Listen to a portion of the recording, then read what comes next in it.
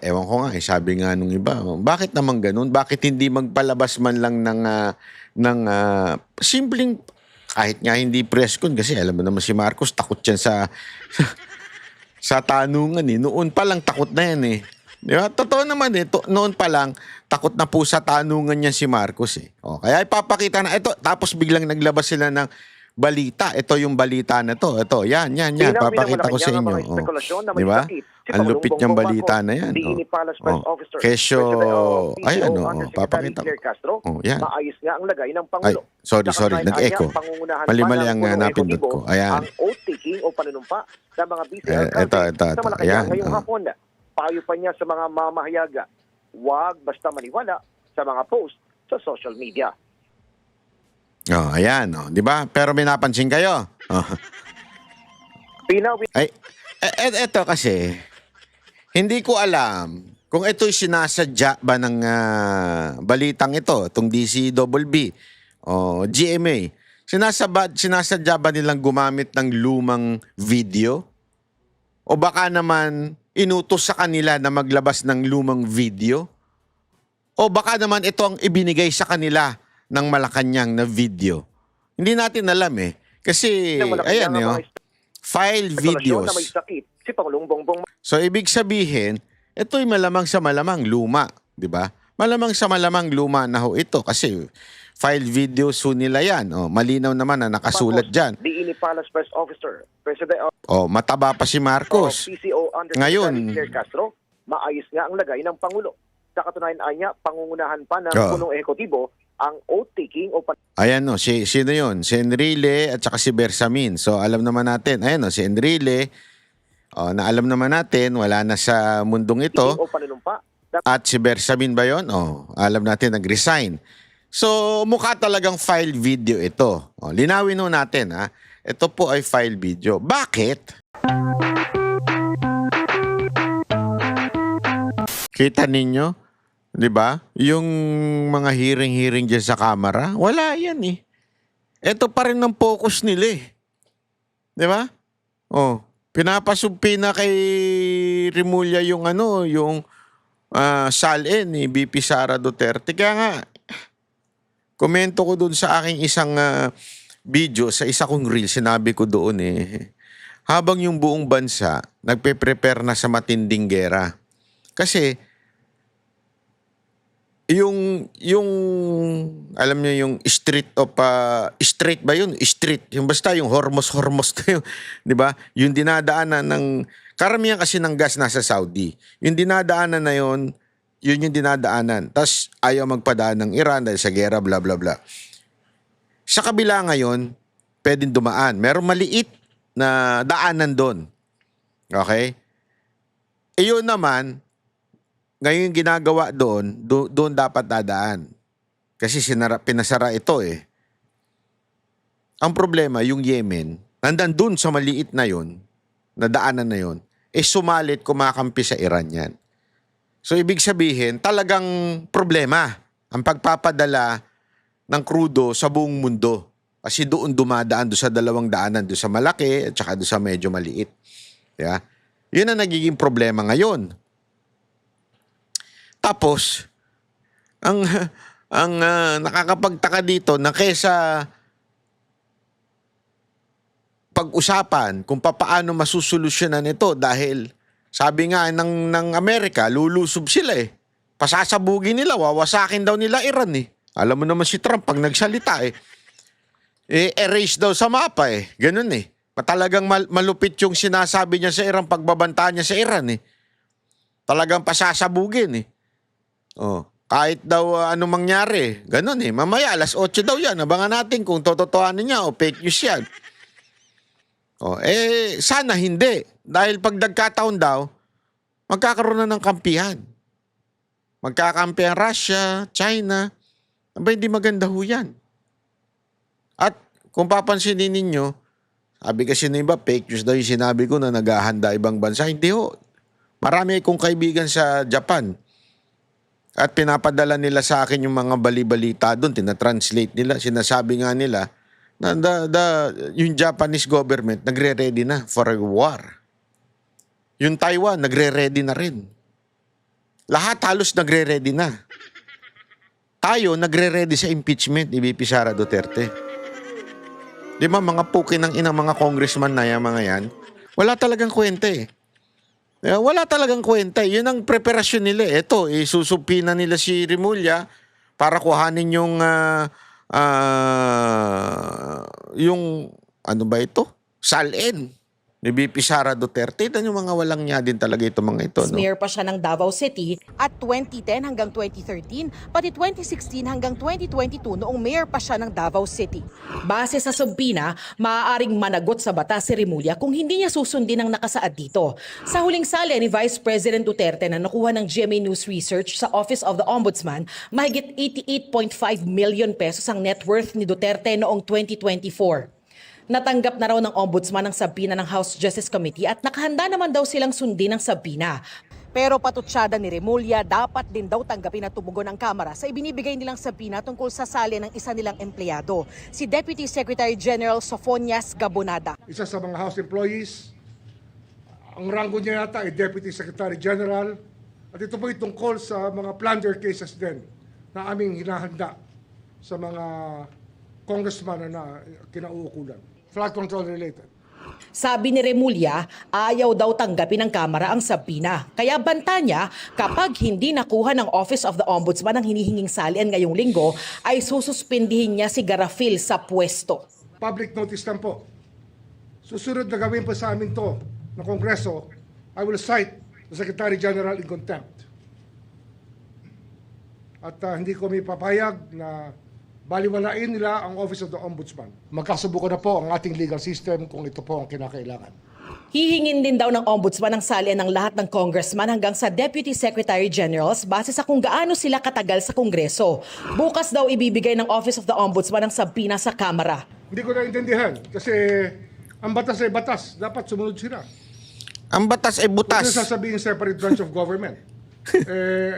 Kung sila ay Ito, nag-aaway kuno ang Congress at saka itong si Remulla kasi may hinihingi ang Congress na kay Remulla yung salin na itong si VP Sara Duterte. Si Remulla may hinihingi din doon sa mga may mga binanggit siyang pangalan na hinihingi din niya yung mga kailangan. Para bagang ewan ko nga, sabi ko nga, tangina, naglolokohan lang pala tayo dito. Parang tayo naggagaguhan. Kunwari magkaaway sila. Kunwari nag-aaway-away sila. Kunwari nagdedemand sila. Para bagang sinasabi nila, may ginagawa kami pinupunan namin yung mga congressman inaaway namin yung Congress Kasi parang ang dating, alam naman natin, itong si Boying, tao ni Marcos ito. Nagpupunahan sila kuno. Keso may pautot pa si Remulla dito, keso hinihingi niya yung salin ng mga congressman. Kilala na natin ito si Boying. Si Boying Remulla, sa sinabi nitong 100, mga 150 ang hindi totoo doon. Yun ang totoo dyan Mahilig lang ito mag-imbento na kunwari, ang dami na nitong imbento. Alam mo, siguro kung kasi 'di ba, ito yung din nagsasabi noon na pauuwiin si Saldico, ganyan. Wala na nangyari kay Saldico Paano ba kami maniniwala sa iyo? Hindi, yung totoo, paano pa kami maniniwala kung puro ka ganyan, wala naman sa mga sinabi mo ang natupad? Yeah, wala. So ito na naman Again, it's always diversion. Ang dami nilang diversion para mapagtakpan yung Pangulong nawawala. Yan ang totoo. Diversion para, ewan ko kung ano ba ang dahilan nito. Para baga hindi talaga makita o hindi talaga mahanap o hindi hanapin at ang focus ng tao ay dito kay Marcos. Ito kunwari may away-away pa sila Ipupusta ko sa inyo wala mangyayari dito. Tulad nung ICI. Kesyo, kala mo may makukulong. Wala. Kinulong nila, yung wala namang kinaugnayan na sa gobyerno. Di ba? Yung kaaway lang nila dahil hindi bumoto sa impeachment ni VP Sara Duterte. Yun lang yung nakulong. Yung talagang tunay na mga sangkot, hindi nakukulong. Ngayon, eto na naman, keso ipapalabas daw ang salin ng mga congressman. Kung hindi daw, mag-aaway. Sus, kalokohan talaga. Nag-iimbento ito mga ito. Kaya nga talaga, alam mo, nakakaputangin na talaga eh. Hindi, totoo, nakakaputangin na itong mga pangyayari na ito. Hindi ko alam kung hanggang kailan tayo lolokohin ng gobyerno na ito na tila baga na tayo ay madali lang maloko. Kasi alam mo, ingat tayo. Dahil marami talagang diversion silang gagawin eh. 'Di ba? Marami silang sasabihin para mapagtakpan yung nawawala nating presidente. Yung hindi natin makitang presidente. 'Di ba? Ngayon kaliwat kanan ng ang balita tungkol dito eh. 'Di ba? Na tipong isang sagot lang naman. Isang bagay lang ang gagawin. Ano yun? Magpakita, magpapresko ng presidente. Bakit hindi? Kahit nga sana hindi presko, kahit recorded na lang eh. Iba makuha lang ng diaryong ganyan. O, buhay pa ako. Mga walang niya kayo. Di tapos ang usapan. Wala eh. Wala tayong nakikitang ganyan eh. O, mga kababayan, sa uli, eto hindi ito simpleng issue o chismis o paninira. Ito na meron daw stage 4 cancer si BBM. Meron nagpalabas ng balita, kesyo tinanong ko nga yan sa aking social media, may mga nagkomento na may mga nurse daw na nagkwento, bla bla bla bla bla bla, ganyan. Ako po kasi, uulitin ko po, ako po ay pagdating mo sa mga issue sa lipunan, hindi po ako yung basta-bastang nagpapaniwala agad-agad. Dahil gusto kong siguraduhin na bago ko po i-vlog ito'y hindi fake news. Pangalawa, bago ko talaga ito sabihin sa inyo, may verified facts. Actually, ang dami nang tumatawag sa akin at nagtatanong, totoo ba, napatay na si Marcos? Sabi ko nga sa inyo, kayo na hong humusga. Kayo na hong humusga at ibibigay ko lamang sa inyo yung balita. Dahil sa aking pananaw, simpleng-simple lang naman po ito. Ang tagal nang hinahanap. Bakit hindi man lang magpakita? Yun ang tanong dyan eh. Kasi, kung maalala ninyo, di ba? Si Pangulong Duterte nga matulog lang ng isang araw at medyo late lang siya lumabas. Yung mga pink tae, tsaka yung mga dilawang tae, tsaka mga pink lawan, hashtag ng asa ng Pangulo. Pero ngayon, grabe, nakakabingi ang kanilang katahimikan pagdating sa issue na to. Walang nag-hashtag na asa ng Pangulo. Ilang araw na ho itong hindi lumalabas sa publiko. Pero itong mga pink tae, hindi ho nag-hashtag. Magtataka ka talaga no? Yung dating sobrang hater ni Marcos na mga pinklawan, ngayon ay tila sobrang tahimik. Nakakabingi ang kanilang katahimikan. Lalong-lalo na yung mga pangit nilang mga commentator at saka mga political analyst, di ba? Yung mahilig sa, alam mo na, analyst, di ba? Yung mga komblo. Alam mo na ibig sabihin ng mga komblo. O yung mga hindi nakakaalam niyan, tanong nyo na lang sa katabi nyo ngayon. Ano ba ibig sabihin ng komblo? Bibigyan ko kayo ng clue. Hindi, totoo po ang tahimik ho nila. Kasi ngayon, talaga namang matindi yung mga naglalabas ang mga bali-balita, di ba? Ewan ko nga, sabi nga nung iba, bakit naman ganun? Bakit hindi magpalabas man lang ng simpleng, kahit nga hindi press con, kasi alam mo naman si Marcos, takot yan sa tanungan Noon pa lang takot na yan Di ba? Totoo naman eh. Noon pa lang, takot na po sa tanungan niya si Marcos eh. O, kaya ipapakita na ito. Tapos biglang naglabas sila ng balita. Ito yung balita na to. Ito, yan. Papakita ko sa inyo. O. Di ba? Ang lupit niyang balita na yan. Kesyo, ayan papakita ko. O, yan. Maayos nga ang lagay ng Ay, Pangulo. sorry, nag-echo. Mali-mali ang napindot ko. Ayan. Ang oath-taking o panunumpa sa mga BCR Ito. sa Malacanang Ayan. ngayong hapon. Payo pa niya sa mga mamahayaga, huwag basta maniwala sa mga post sa social media. Oh, ayan. Oh. Di ba? Pero may napansin kayo. Oh. Pinawin Ay, eto kasi, hindi ko alam kung ito'y sinasadya ba ng balitang ito, itong DCWB o GMA. Sinasadya ba nilang gumamit ng lumang video? O baka naman inutos sa kanila na maglabas ng lumang video? O baka naman ito ang ibinigay sa kanila ng Malacanang na video?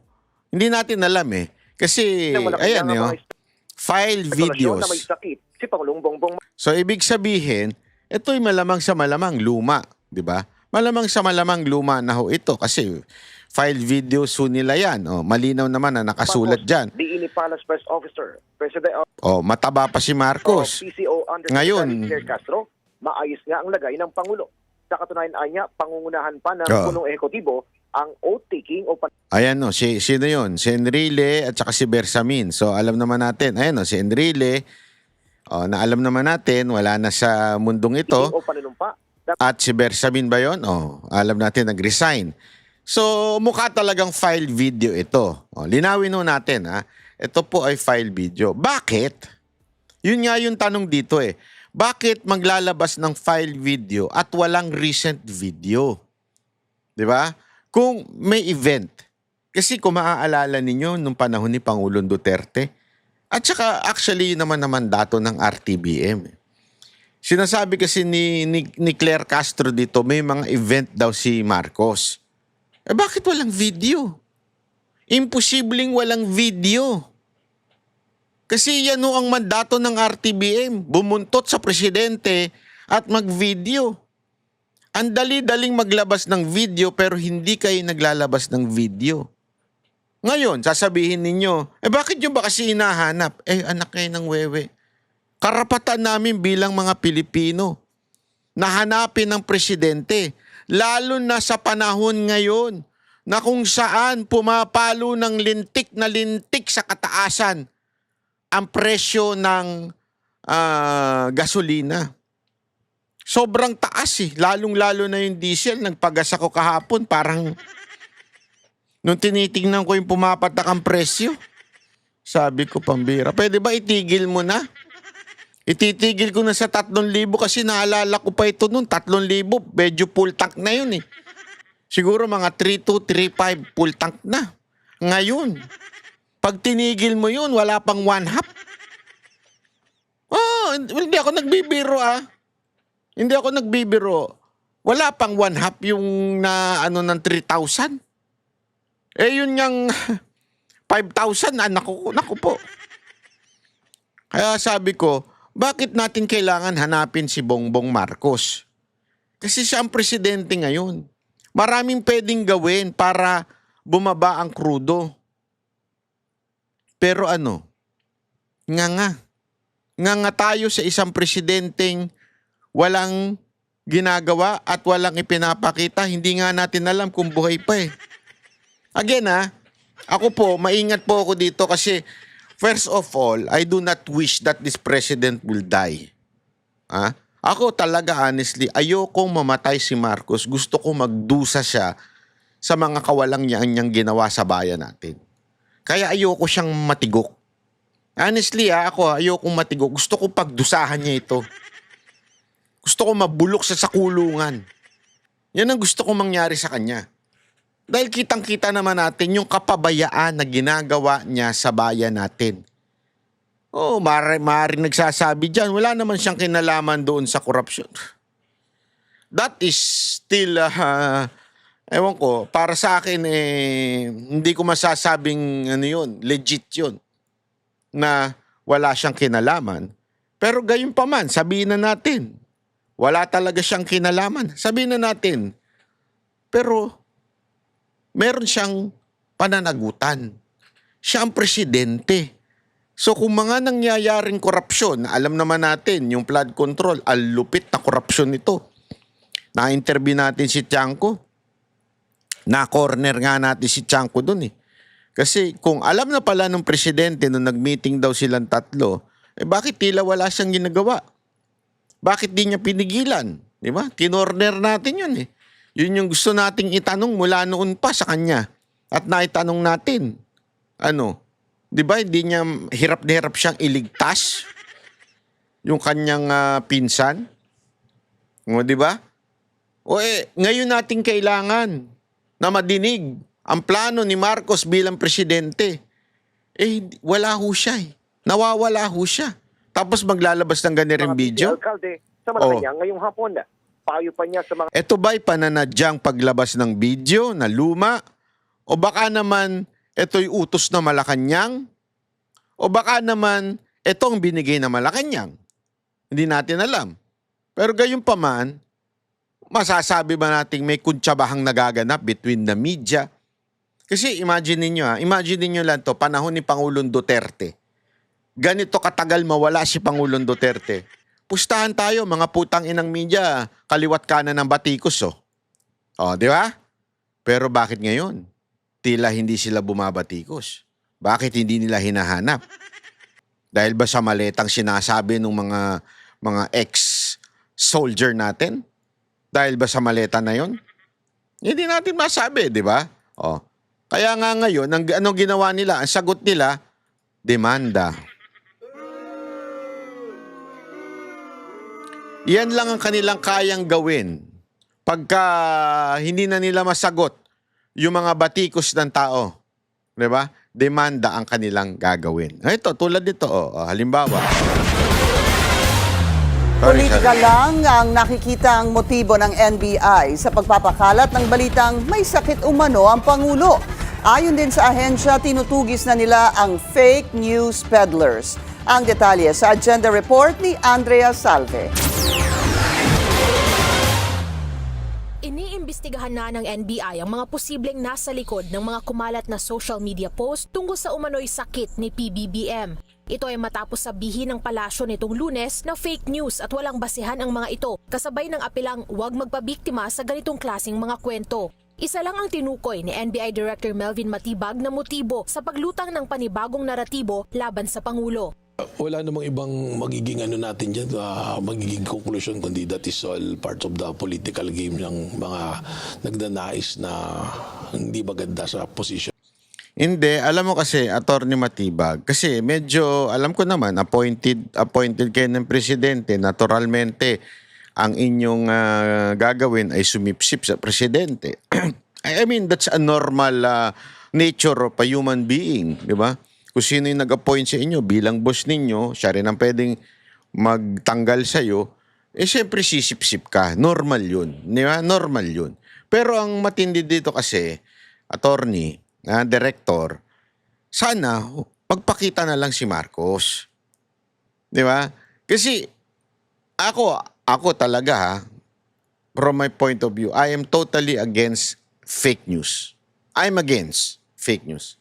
Yan po ay period na. Whether it will benefit my cause o hindi, ako ay totally against fake news. Basta fake news, kahit ano pa yan, walang pinipiling kulay para sa akin yan. Dapat hindi yan lumaganap. Okay. Pero, meron din naman kasing punto yung ibang mga kababayan natin na nagtatanong, asan na ba ang presidente? Nasaan na ba? Bakit di maglabas ng video? Gusto nyong matapos tong fake news na ito? Ito, matagal ko na ito sinasabi. The only way to counter a fake news is a true news. So kung ang fake news ay walang may sakit si Marcos at si BBM ay patay na, kung yan ang fake news, the only way to counter that is not to sue kung sino man yung mga nag-a-assume o nagpapakalat. The best way to counter that is simply mag-appear si Marcos, magpa-press con siya, tumayo siya ng tuwid, di ba? Tapos magsalita siya at sumagot siya sa mga katanungan ng media. Bakit di niya ginagawa? Gusto niyo matigil yung fake news pero bakit di niyo ginagawa? Ang ginagawa ninyo, yung mga bumabatikos at na mga nangangarap na siya ay matigok na, kinakasuhan ninyo. Again ulitin ko, ako po, never ko naging pangarap yan. Una-una, I do not wish for someone to die. That is not for me. I don't like that kind of value in life. Okay? Pero gayon pa man, para sa akin, dapat magpakita na ang presidente. Dapat humarap na siya, sagutin ang mga katanungan. Hindi yung dadaanin nyo sa demanda pag natatakot na kayo, pagka nabubuking na kayo, dinadaanin nyo sa demanda. Diba? Pakita lang yung presidente. Una-una, bilang mamamayang Pilipino at nagbabayad ng tax, ito po ay ating karapatan. We have the right to demand, di ba? O yung tinatawag na proof of life. Karapatan natin yan. At yan po ay naaayon sa ating saligang batas. Bakit di magpakita? Tapos kesa na sagutin yung katanungan, nagpalabas pa ng lumang video. Paano mapapawi yung niyan? Yung agam-agam ng ating mga kababayan. Kung ganyan din ng inyong gagawin, di ba? Yun lang naman Kailangan din po, Pangulo. We are conducting the investigation already and if necessary, yung mga charges should be filed also po. Noong Pebrero, una nang sinampahan ng reklamo cyber libel ng NBI ang dating broadcaster na si Jay Sonza at vlogger na si Jeffrey Celis o mas kilala bilang Ka Eric dahil sa umano'y pagpapakalat ng peking medical records ni PBBM. Sinundan naman ito ng pagreklamo kay Jack Argota, isa rin social media personality sa parehong asunto na may dagdag pang unlawful publication. Tiniyak naman ni Grabe level mo, Jack Argota. Talagang lagi kang national. Hindi, pero di ba? Simpleng-simple lang naman Bakit hindi sagutin na matapos na tong usapan na to? Ang dami yung pautot, dami yung dinidemanda. Di ba? Ang dami Ba't di nyo na lang sagutin? Yun lang sa akin. Bakit di nyo na lang sagutin? Di tapos ang usapan. Di ba?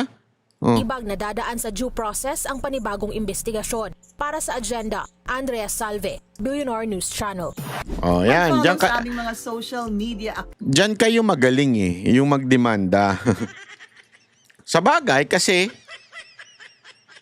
hawak nga nyo naman yung kapangyarihan, naturalmente, ganyan ang iyong gagawin, di ba? So, hay nako. Ito pa. Aside from that, may iba pang demanda. Ito mga kababayan, meron tayong konting babala lamang. Ito po ay pag-iingatan natin kasi may batas po dyan, yung false news. Iyan po ay may karampatang kulong. Iba po ito sa cyber libel. Iba po ito doon sa ito'y pagpapakalat ng false news. Ito yung tinatawag na parang anti-fake news na kung saan pag ikaw ay nagpakalat at nag-cause ng panic, ikaw ay maaaring ipakulong. As a matter of fact, meron niya parang dinagdagan pa. Pinabigat pa yung kaso na yan through the cyber nung bayanihan law nung panahon ng pandemic. Kasi pag nagpakalat ka ng di ba, dapat nga si Dr. Kwak-Kwak. Makasuhan yan Hindi kasi totoo naman yung mga balibalita niya nakakagulo sa panahon ng COVID noon. Ngayon naman, pwede pa rin yan magamit kasi batas pa rin yan Hindi lang naman yan tungkol sa COVID. Ngayon, ibig bang sabihin nito ay titigil na ang paghahanap ng taong bayan dito kay Marcos? Ito kasi yung problema Ang mga tao, hindi ko masisi. Yung mga ganyang page, hindi ko masisi kung gumawa sila ng kanya-kanyang balita nila dahil nga wala ngang balita. 'Di ba? Kasi yung una-una, hindi naman katiwa-tiwala si Auntie Claire. Wala nang naniniwala kay Auntie Claire Yan ang katotohanan. Wala nang naniniwala doon Munti ako nasabi matandang babae. Wala pa po tayo. Ay, sorry. Hindi, wala na kasi naniniwala doon. Kasi, Wala tingnan mo pa ito. po tayo maaaring tawaging oil crisis sa Oh, yan ang paulit-ulit niya sinasabi noon eh. Pero halos ngayon, sobrang taas na, di ba? Wala na naniniwala dyan sa babae na yan. Ngayon, sasabihin man yung babae na yan na everything is okay, walang problema si Bongbong Marcos, hindi may sakit. Walang naniniwala sa kanya. Kaya tuloy, ang daming gumagawa ng mga ganitong mga balibalita. Halimbawa na lang nito, yung sa issue ng magkakaroon ng problema sa gas, sa economy natin, o yung lockdown kuno. Siyempre, ina-assume na lang nung iba kasi kaliwat kanan na makikita mo sa balita. Ano yon? Halimbawa, yung sobrang taas ng presyo, pataas ng pataas. Meron nga nagsabi na baka umabot na ito ng 200 kada litro ng diesel. Kasi ngayon magsiwa 170 na. Kagabi lang. O, kan madaling araw pala nung ako'y umuwi. O, 150 na. Tapos sabi nga nila pagka nangyari yung gerahan mamayang alas 8, kasi upload ko to ng alas 7. O, pag nangyari alas 8, posibleng pumalo na ng 170 to 200. At dahil diyan, merong ang panukala si Gatchalian na maging rasyon na lang ang gasolina. Hindi na pwede, lilimitahan na mga tao. At dahil diyan, may mga ipapasara ng establishment. As a matter of fact, ginawa na nga yan ngayon sa government offices. Di ba? Limitado na lang ang pasok nila. May narinig nga ako yung sa ombudsman ata, o sa ombudsman nga ba yun? O sa isa-isang ahensya ng gobyerno, 2 days na lang ang pasok. Di ba? Ang tatamad na nga, 2 days pa ang pasok. So talagang palala ng palala. So yung mga tao tuloy, they are assuming that ang headed nitong mga pangyayari na ito ay into a economic lockdown o parang katulad nung nangyari nung COVID. Ngayon, the best way to clarify all of these things, yung presidente mismo magsalita. Bakit di nagsasalita ang presidente? Asan ba siya? Asan ang Pangulo? Ha? Yun laman eh.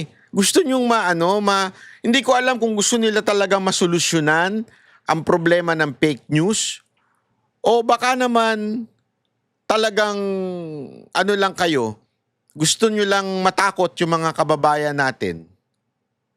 'Di ba? Ano ba talaga? Ako, nagtatanong lang ako Kasi tila hindi solusyon ang gusto ninyong mangyari.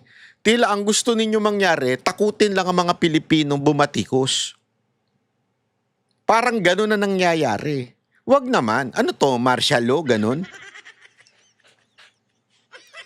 Kaliwat kanan ang pananakot ninyo sa mga taong gusto bumabatikos sa gobyerno.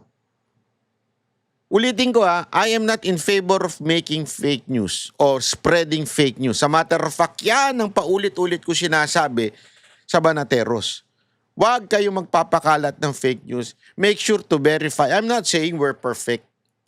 We are not perfect. Sabi nga, we are not perfect. But, we constantly remind each other na huwag tayo magpapakalat I-verify muna natin. Pag merong nakita tayong balita, i-verify natin sa opisina kung ito ba'y totoo o hindi.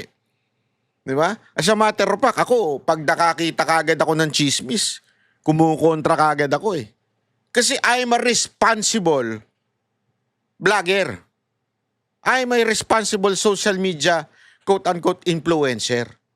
Ayoko talaga. Pero hindi mo masisisi yung iba mga vlog maglabas ng mga ganyan. Kasi nga, yung presidente nawawala. Hindi nagsasalita. Pag hindi nagsasalita ang presidente, magkakaroon talaga ng kung ano-anong agam-agam. Tapos sino sasagot? Yung si Auntie Claire na walang kakwenta-kwenta, na walang kredibilidad. Tapos isisisi nyo sa mga taong nag-a-assume. Diba? Simple lang naman Mag-press con siya. Si Pangulong Duterte dati, pagka merong mga pagdududa ang taong bayan, talk to the people kagad. Naalala nyo nung COVID? Halos hindi nga araw-araw eh. I mean, lagi silang merong nilalabas na balita. To make sure, o once a week. Di ba? Pero yung coverage, halos araw-araw. Makikita mo, may ginagawa ang presidente.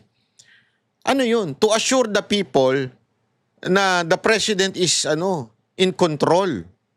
That our country o yung COVID is under control. Araw-araw yan. May video yan. Bakit ngayon? Mula nung pumunta ako sa Bangkok, mga mahigit 1 linggo na nakakaraan. Hinahanap ko si Bongbong. Baka kako nasa Bangkok kasi doon libre ang... libre. Hindi pala libre. Ano doon? Ang tawag doon? Legal. Legal ang... alam mo na. Di ba? Legal kasi doon eh. Grabe yung sa Bangkok ngayon. Dati, kung ang Bangkok puno ng ladyboy, ang Bangkok puno ng damo. Kaya nga hinahanap ko doon si Bongbong kasi 'di ba sabi nga according sa kanyang kapatid, not mine. Yung kanyang kapatid na nagsabi, almusal daw ni Bongbong Marcos yun. Yung damo na yun. Sabi ni Amy. Kaya hinahanap ko siya tuwing almusal, baka naandun siya sa mga store, no? Kasi magkakatabi talaga eh. As in, sobrang dami. Magkakatabi. Alam mo, huling nakita kong ganyan, actually, dinaig niya ang Amsterdam. Walang biro. Yung nagpunta tayo na nakaraan sa Amsterdam, talagang doon ako mismo. Yung hotel ko sa Amsterdam mismo, doon mismo sa malapit sa nightlife doon. Talagang alam mo yun, at least hindi naman magkakatabi. Kanto-kanto meron. Kanto-kanto merong coffee shop. Dito sa Bangkok, magkakadikit talaga. Hindi kanto-kanto, magkakatabi. Hinahanap ko si Bongbong doon, baka naandun eh. Alam mo naman, sabi nga ni Amy, breakfast yan ang binabanatan yan. Ba't di kasi magpakita? Yun lang naman yun magpakita lang. Is deemed a crime punishable by up to 6 months imprisonment under Article 154 of the Revised Penal Code. And because it is committed online, the penalty is higher under the Cybercrime Prevention Act. Kasama sa mga isinumite ng PCO sa DOJ ang resulta ng kanilang paunang pagsusuri para makatulong anya sa gagawing investigasyon ng ahensya. Any attempt to mislead the public about the energy security, supply, or pricing to sow confusion will be treated as a serious offense. We will not let you get away with a crime. We will go after you and hold you to account. Patuloy din anya ang pagbabantay ng PCO sa social media at iba pang information ecosystem para makita at makontra ang iba't ibang disinformation campaign online. Para sa Agenda, Joan Manalo.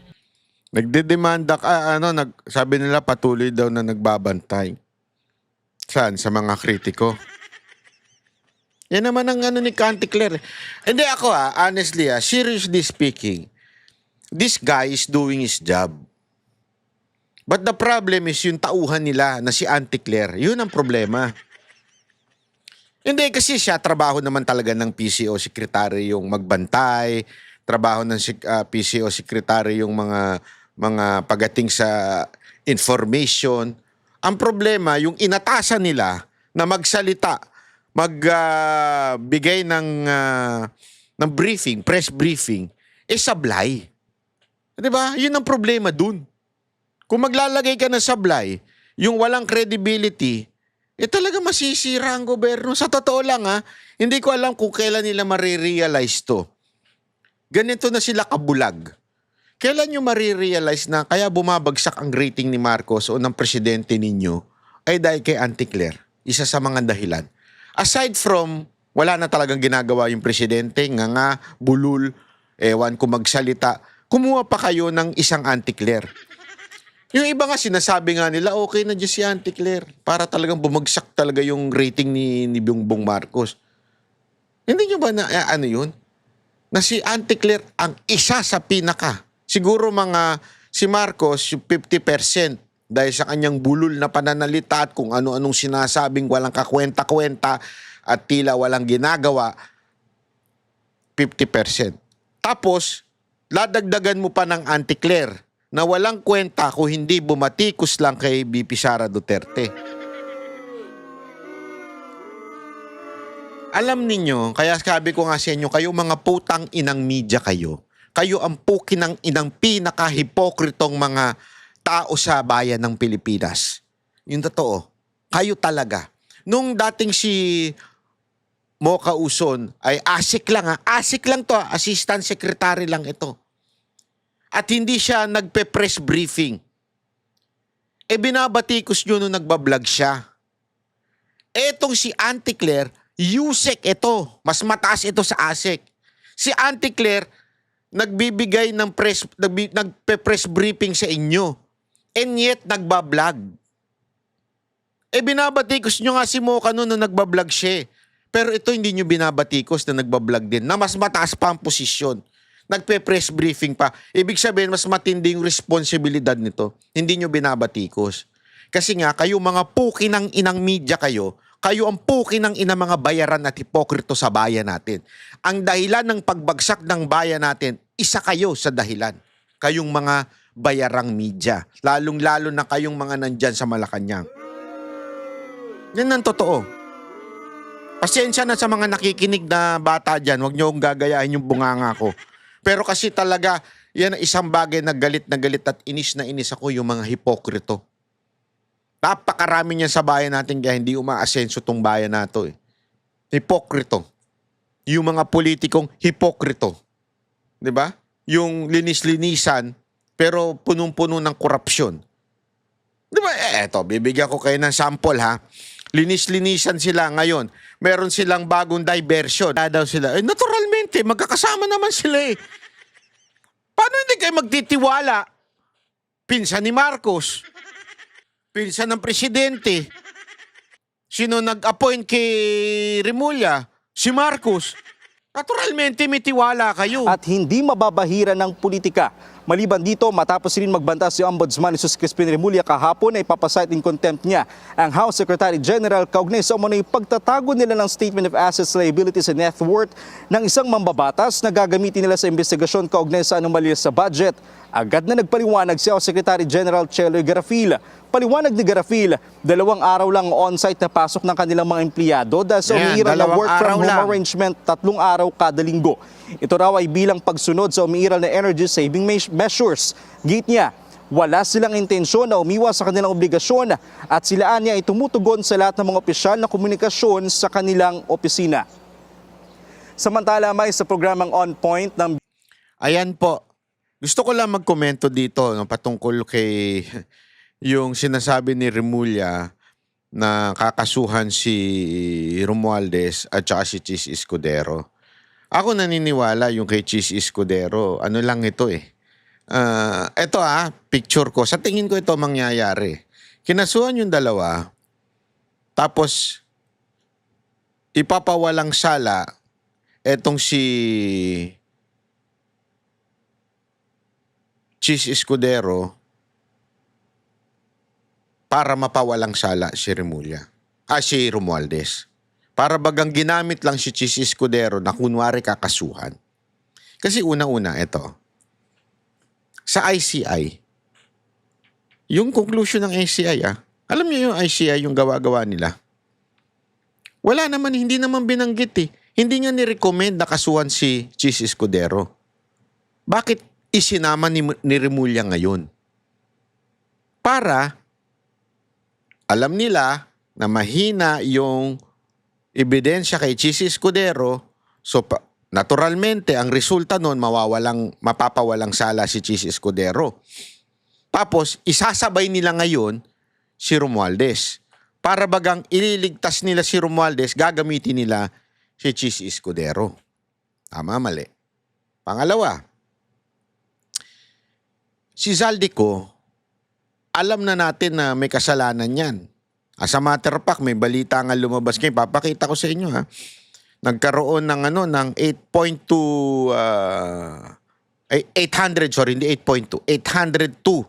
million na deposit na nakita mula dun sa SunWest papunta sa kay Zaldico. At alam na natin kaliwat kanan yung nangyari kay Zaldico. As a matter of fact, ilang beses na nilang sinabihan na may kasalanan yan. Itong administrasyon na ito. Pero bakit ang kinasuhan si Chis Escudero? Idinamay.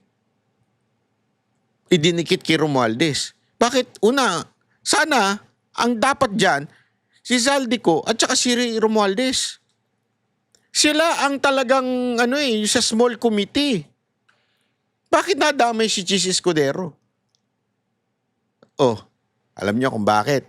Kasi nga, perception-wise, si Chis Escudero ay nasa kampo ni VP Sara Duterte.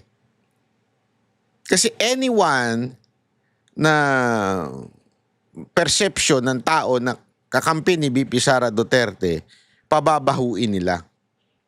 Alam din natin, di ba? Ganyan din ang nangyari kay Revilla. Pababahuin nila. Anyone na quote-unquote perception nakakampi ni VP Sara, pababahuin nila ngayon. Oh. Tapos, at the same time, hindi ba kayo nagtataka? Etong pagsampakuno. Kasi feeling ko ito eh. Alam nilang walang kaso kay Chis. Pero hindi naman pwede si Chis lang ang kasuhan. So, idinamay nila si Romualdez. Pero feeling ko, ginamit lang yan at eventually maaabsuelto yan. Pero ginamit lang niyang issue. Kasi trending yan. Mantakin mo, isang dating speaker at isang dating Senate President.